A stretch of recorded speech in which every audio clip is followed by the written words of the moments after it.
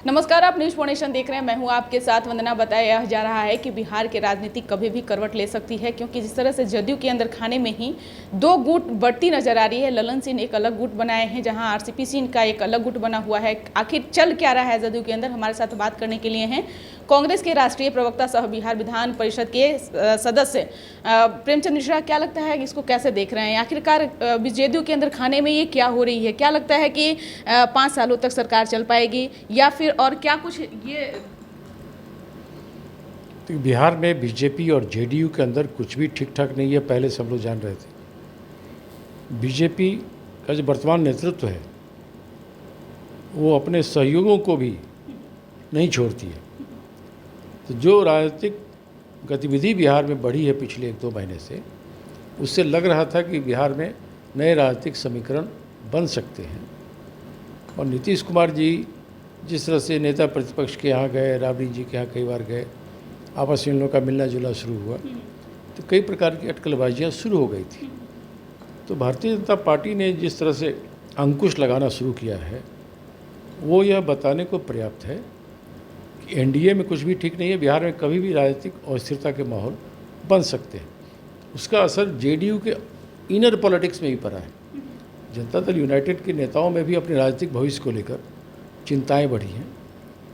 और मुझे ऐसा लगता है कि जेडीयू के भी कुछ नेता हैं जो बीजेपी के संपर्क में, कुछ लोग आरजेडी के संपर्क में, कुछ दूसरी पार्टियों के संपर्क में हैं। तो ये परिस्थिति आप किस आधार के पर कह रहे हैं? अब वो तो दिख रहा है, इसमें कहना क्या है जी। जिस तरह से जेडीयू के प्रति बीजेपी के तल्ख रवैये हुए हैं, कई मुद्दों पर बीजेपी ने जेडीयू की उन मांगों को क्लियर कट अनसुना किया है। चाहे वो जातीय जनगणना का मामला हो, स्पेशल स्टेटस का मामला हो, बीजेपी ने उन सब चीज़ों को ठुकराया है। तो यह अपने आप में इंडिकेट करता है कि भारतीय जनता पार्टी वो कोई काम नहीं करना चाहती जिसे जेडीयू को कोई माइलेज मिले, पॉलिटिकल माइलेज मिले, वो नहीं मिल सकता। तो जेडीयू को भी अपने राजनीतिक भविष्य और पार्टी के वजूद को बचाने के लिए हो सकता है कुछ नया स्टेप लेना पड़े। वो हो सकता है उनकी कोई रणनीति का हिस्सा हो और वो रणनीति डिस्क्लोज हो गई हो। तो भारतीय जनता पार्टी का जो वर्तमान नेतृत्व है वो सामान्य राजनीतिक लोग नहीं हैं। वो अपने विरोधी, अपने सहयोगी, अपने दल, किसी को भी वो लोग छोड़ते नहीं। तो उनके उस पॉलिटिक्स का हिस्सा नीतीश जी जो काफ़ी दिनों से एनडीए में हैं, बीजेपी के साथ हैं, तो वो जानते हैं उन तरीक़ों को। तो हो सकता है जेडीयू के लोगों को भी एक आशंका हो कि बिहार में कोई राजनीतिक परिस्थिति अलग बन जाए, राजनीतिक समीकरण अलग बन जाए, इसकी संभावना है भी। लेकिन जो भी हो, बिहार में यह क्लियर हो रहा है कि यह सरकार अपना कार्यकाल शायद ही पूरा कर पाए। उसमें भी किंतु परंतु लगी हुई है। क्या लगता है जिस तरह से नीतीश कुमार अपने सभी विधायकों को पटना में ही ठहरने की उन्होंने बात कही है कि कोई भी विधायक राजधानी पटना से इधर उधर कहीं नहीं जाएगा, मैं यानी कि जो अल्टीमेटम दिए अपने विधायकों को, क्या लगता है कि ये किस तरीके की राजनीतिक खिचड़ी है? यह राजनीतिक खिचड़ी नहीं है। भविष्य में होने वाले राजनीतिक अस्थिरता को लेकर जेडीयू अपने आप को तैयार करके रखना चाहती होगी। अब अभी तो कोई सामान्य घटना है, अभी कोई असामान्य कुछ हो नहीं रहा है कि अपने विधायकों को कहने पटने में रहो। इसका मतलब नीतीश जी को भी इस बात की आशंका है कि भारतीय जनता पार्टी कुछ गड़बड़ी कर सकती है उनके साथ, उनके पार्टी के साथ, उनकी सरकार के साथ। इसका मतलब यही हुआ।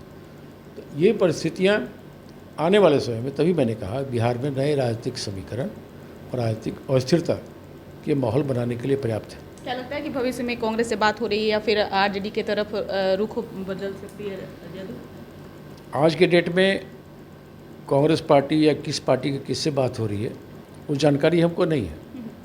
लेकिन कल ही राहुल जी ने कहा है कि हम क्षेत्रीय दलों, जिस राज्य में क्षेत्रीय पार्टियां मजबूत स्थिति में हैं, हम उनके साथ सामंजस्य बनाकर चलने को तैयार हैं। लेकिन वहाँ हमारा वही कंडीशन है कि कोई पार्टी भारतीय जनता पार्टी का अगर अंग रही है तो भारतीय जनता पार्टी के साथ रहते हुए आप कांग्रेस के साथ मित्रता नहीं कर सकते।